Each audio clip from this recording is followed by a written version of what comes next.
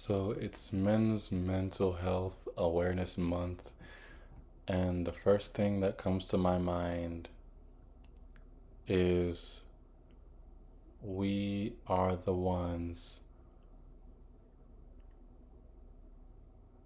that do it to us, you know? Um, we're the ones that do it to us. Men go through a lot, but men do that to men the most. It's not talked about often because it's easier to blame other things than to look within your own camp. But, I remember growing up and societal norms and conventions reigned supreme, you know, rather than individuality. Now, that's a larger conversation, but when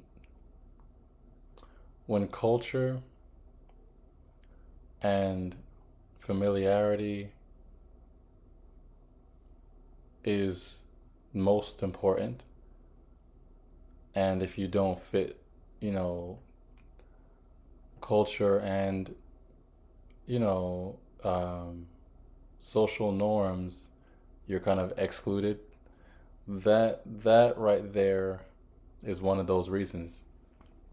One of those reasons I'm talking about. And I grew up in America, so I'll just keep it strictly to American culture because American culture, especially us between men, is very strange. It has been very, very strange for a long time. And I say it's strange because the way we are as men, especially among brotherhood, is not the way men are around the world. Every culture is different, but I think it's like this bubble around American men, where they think the whole world is like them. And it's not. It don't work that way. And anything outside of that is strange and abnormal and not manly. So it's kind of sad that we kind of narrow down what the world is like based upon our own worldview. But that aside, I want to hold that to you. Um, if you can only be a brother to the ones you grew up with, you have yet to learn what brotherhood is. If you can only be a good brother to your friends you grew up with, you have yet to know and to learn what brotherhood is. If you can only be a good brother to someone that have accomplished a lot, because some people are like that. You're basically nothing until you achieve that award, moved into that nice house, accomplished that nice thing, you know, uh, achieved this, achieved that, got connected to this one, got connected to that one. Now you're bro. You elevated from who that person is to bro. These are the things I'm pointing out because it's very common, and I'm willing to be the sacrifice. I'm willing to be the one to excommunicate myself, for the sake of honesty, because these are the things that affect the mental state of men at large. The things that we're not willing to address because it's more comfortable to sit in the foolishness of what we do is the reasons why I don't buy the fact when some people say men's mental health matters. Because you are often the contributing factor to the illness of men's mental health. Your complicity, your lack of speaking up, your lack of looking at yourself in the mirror and saying, wow, I'm not a really nice guy. If you can only be nice to a woman because you want to court her, you don't know what it's like to be a brother. You don't know what it's like to be a man. I tell my female friends often that if a man cannot be a good friend to another man, what he gonna do for you? That's just the honest truth. If you don't know how to treat your own kind, for goodness sake, what are you gonna do with a woman? Or anybody else? So it is a very interesting thing to see how we campaign on these things, but yet we don't actually often want to do the work. And it's heartbreaking because these are the type of things that are not fun to talk about, God forbid, until it's your brother that you found floating in some place. Does it have to come to that? I think you have to have audacity to be sad that you found out your brother offed himself after you done nothing to be a brother to him.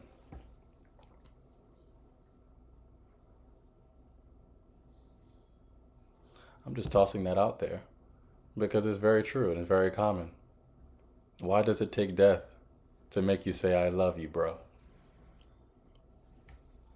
Why does it take popularity to have the time to spend with people that you claim you care about? Why does it take accomplishments? Why does it take glamour? Why does it take materialism? Why does it take that? I'm going to keep this in front of you, whether you like or share or not.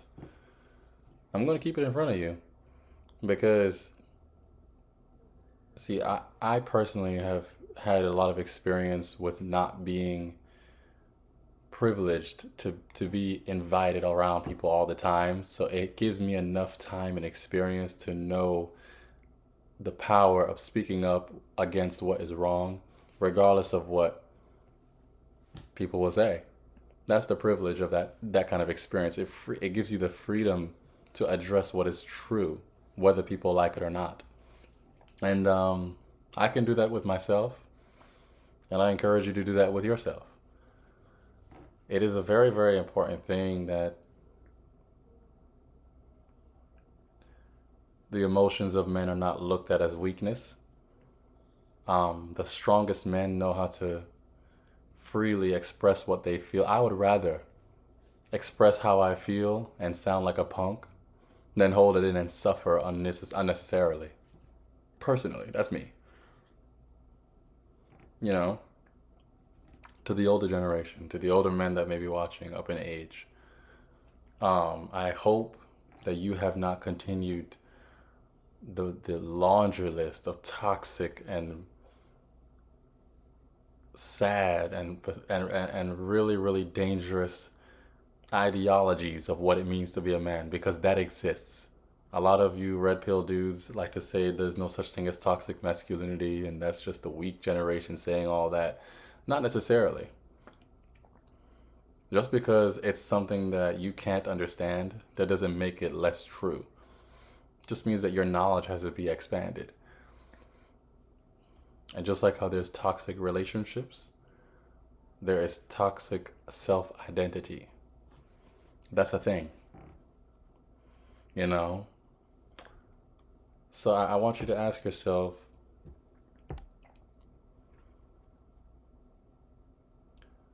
is being acknowledged as a man by my circle worth me not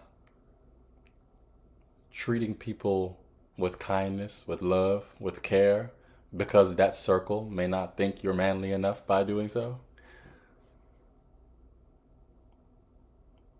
I saw a video, this trend that was going on where these guys they were playing a prank where they called their friend, their homeboy or whatever, to let him know good night or something like that. Just a little funny thing they were doing because, most guys don't call each other at the night time to say good night or something like that.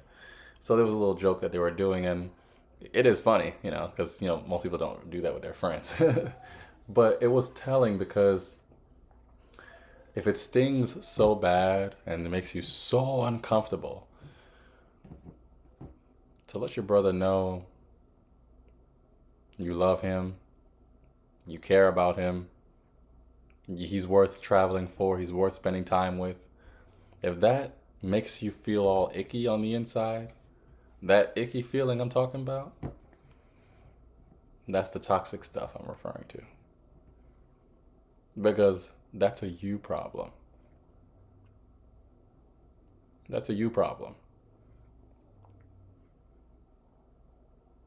And that is why we have this month. Because it has been more important to us to masquerade in this strange Western ideology of masculinity at the cost of our mental health. And plenty of people will watch this and completely this will go over their heads. But I don't care. If I did care, I would never have posted anything at any time on this platform. But I'm obviously past that, you know? But if one of you understand what I'm saying, it's worth it to me. So I appreciate you for watching. And I hope that you can chew on some of this. Just think about it. Um, I figured I'd at least make a video about it since there's always seems to be more pressing things to get online and talk about. But when it comes to things that actually hold substance, it's radio silence. Disappointing, honestly, but not unexpected for sure. So for what it's worth, I hope that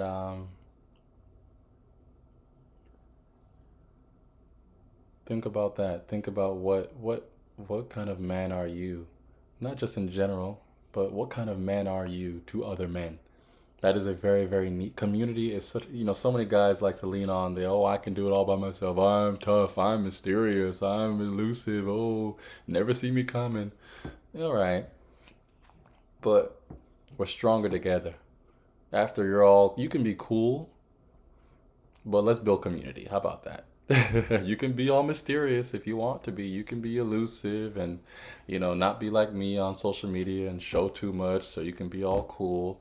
You can do that. Or you can be a part of community. Even if you don't show your face or say anything to anybody online, do the people in your life a favor. Do the men in your life a favor. And unlock those bolts of unnecessary and misguided approaches to your brotherhood. Happy Men's Mental Health Awareness Month.